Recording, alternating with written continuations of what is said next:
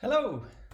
If you're watching this, then as the title suggests, you're probably interested in sending articles from sites that you have to log into to your ebook reader. If you're like me, most of the reading I do is in bed, on the go, or dotted around here and there, so I like to read from something I can hold in my hands.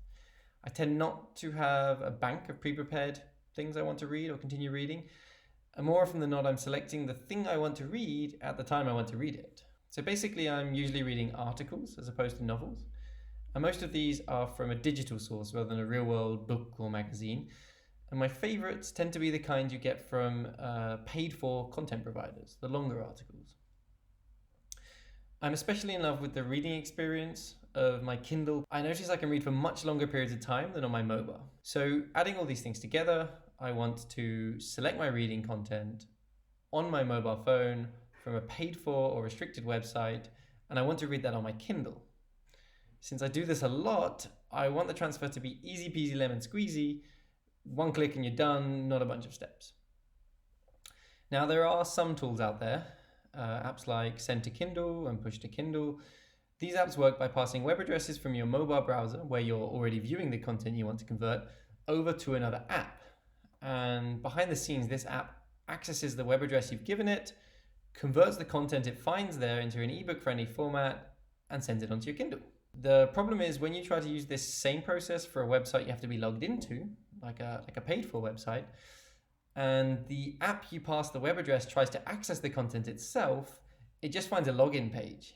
Because even though you're logged in your mobile browser, the connection from the helper app is a different one, so it fails.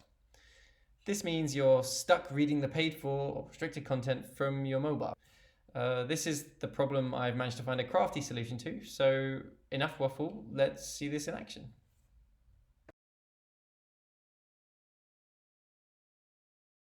So I start by using my mobile web browser of choice to find the content I want to convert into an ebook. I use an online tool called .epub to generate and download an ebook directly from that content.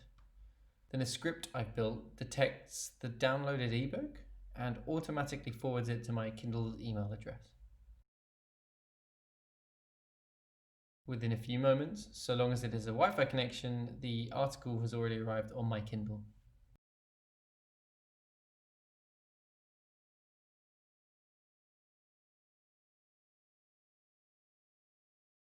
Now, the great thing about this is that it gives me exactly the sleek, consistent, and easy content selection and transfer process I wanted, together with all the reading advantages of ebooks. It doesn't matter whether it's public access or not, and it doesn't matter whether the content provider has decided to distribute their content in ebook format or not. So how did I achieve this? Well, all I used is my Android phone, .epub, a free online web to ebook tool, Kindle's emailing service, Tasker, an Android app for automating phone behavior, and in that app, using a couple of its plugins, I wrote my little automation script to carry out the job you've just seen. In this video, I won't go into any of the details of that. The purpose of this video was simply to set the scene and show the outcome.